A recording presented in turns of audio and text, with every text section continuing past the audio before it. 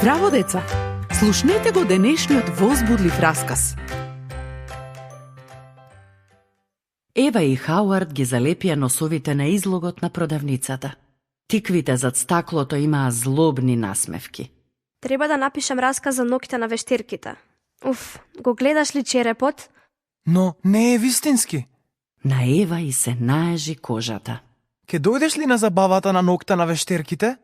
Не знам, може би, но сега треба да одам дома.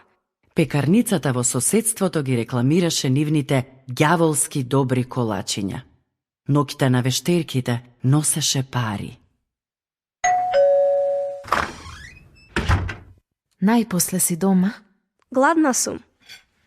Каде се главите направени од тикви кои беа на прозорецот? Тие плашат внатрешноста на кантата за ѓубре. Во канта за ѓубре? Прочитај го овој напис во денешниот весник. Ева за малку ќе се задавеше со пицата кога прочита што значеше ноќта на вештерките. 31 октомври, вештерки и забава за сатаната. Приказната е стара околу 2000 години, нова година на келтите.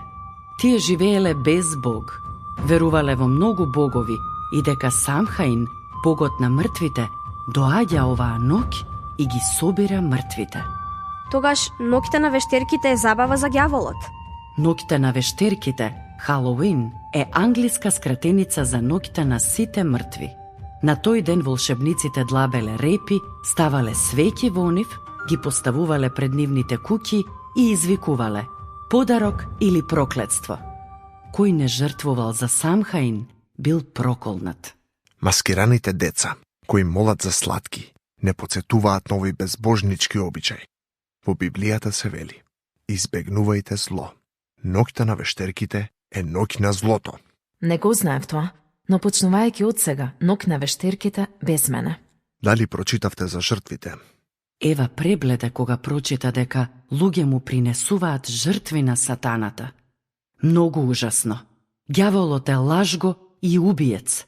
Ноќта на вештерките е негов ден.